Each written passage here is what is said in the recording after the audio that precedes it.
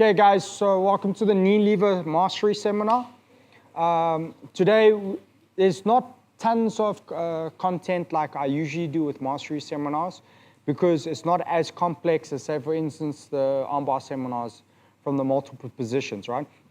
But with the knee lever, guys, it's such a necessary thing, right? Because we either get a sweep, right, or we get an off balance. The off balance will lead to a whole multiple other things, right? But it's definitely with the higher guys, especially guys that are in my group that roll with me a lot, right? I use it constantly all the time, right? There's only one place you can use the knee lever, and that's in half guard. Right? So there's not multiple guards that you can use this technique in. It's in one guard, which makes it much more simpler for you guys to understand. As simple as the content is, there's a lot of small details involved that can make and break the technique, right?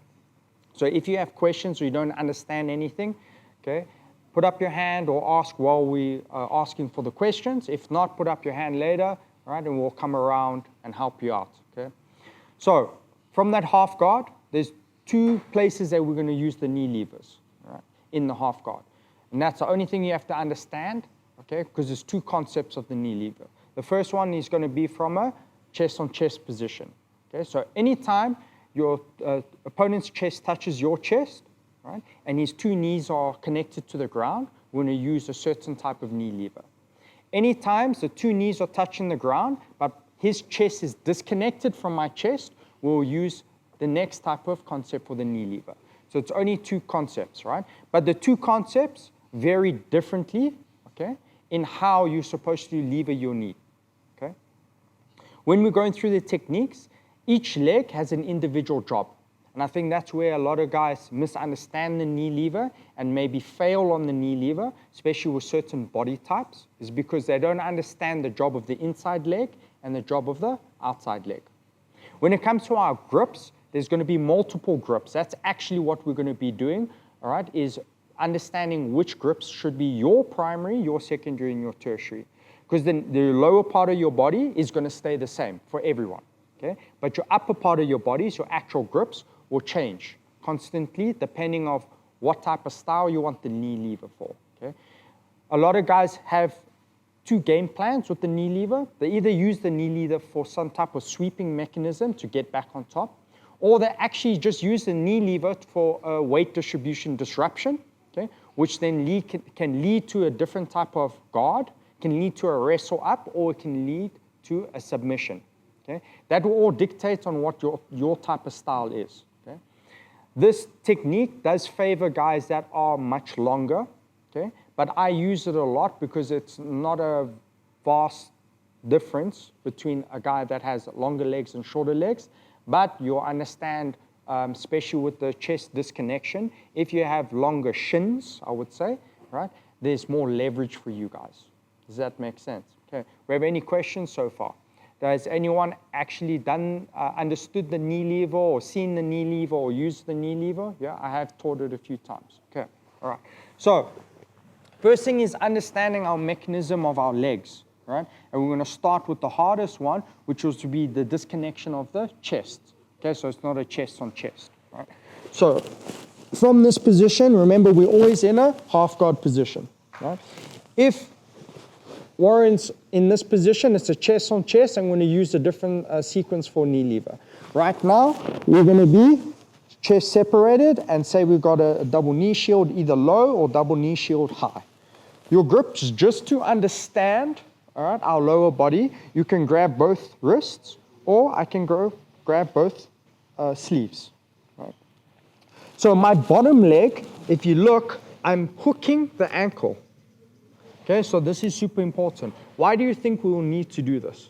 Regardless if it's a knee lever or not, whenever we're in half guard, we hook the ankle. Why do you think? Nope. So if Warren tries to stand up now, he can't. If I do this, he can pull his leg out.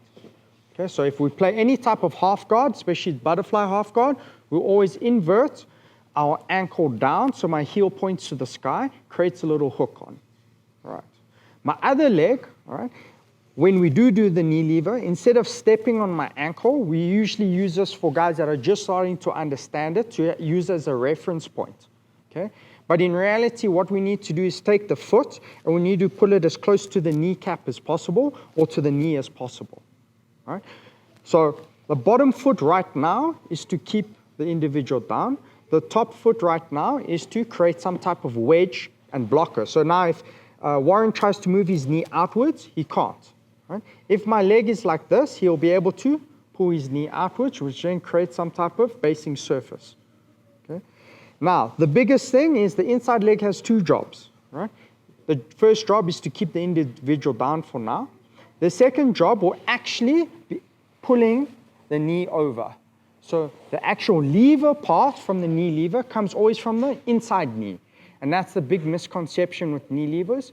Guys usually think it's both knees pinching the leg and then getting the rotation, and it's not. The outside leg creates a frame, okay, for the individual to fall over, and the inside leg creates the actual lever. Does that make sense? Okay, I already see a lot of guys are going, okay, that's where the first mistake is, right? Now, when I knee lever, the inside leg, this kneecap needs to touch the belly. If it doesn't touch the belly, when I knee lever, I can go past his hip like this. When I go past his hip and I haven't levered him at all or created anything, now he can get into a side body lock and my legs can be pointing the opposite way, and now this can cause more problems. And this is one of the misconceptions that happens, okay? If I don't understand how my knee needs to touch his belly, especially from a disconnection of chest, okay? Chest on chest is totally different, right? We don't have to worry about that. Another thing with my hips is I'm not trying to take my hips and scoot under him. All right? What I'm doing with my hips is, for my knee to touch his belly, I actually have to make an arc with my knee, and then my hips need to come off the ground. That's what you want. So once my hips are off the ground, now my knees are pointing up. Can you see both my feet are touching the floor? Okay, so both my inside leg and outside leg are touching the floor. I don't do this with this. I keep this here, hips off the ground, so I have some type of push, and now I use my inside knee to pull them over. Okay, so that's an extension. Does that make sense? Now, if I have connections on both the wrists, now it's going to be easier. So from here I go 1, 2, 3.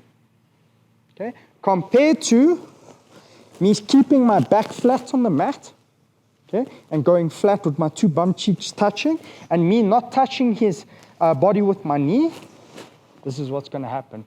Nothing works, okay, because I don't have a connection. This bottom leg, right, needs to touch the floor, guys. It shouldn't float at all.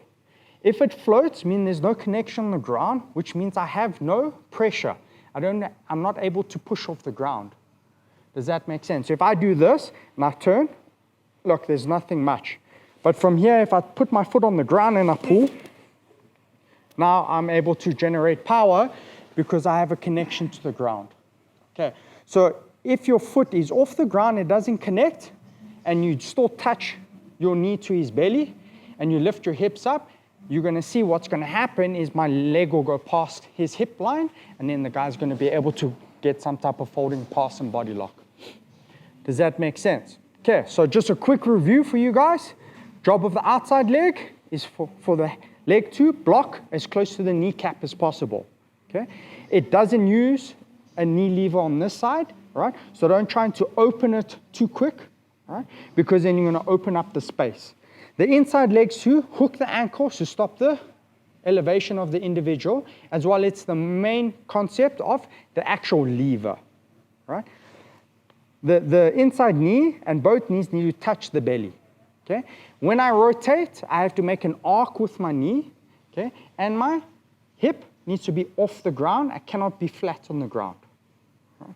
From there, you'll be able to get the off balance or the sweep. Our grips right now that you're going to try and use, right, is just a double wrist grip or double sleeve grip. And that's it.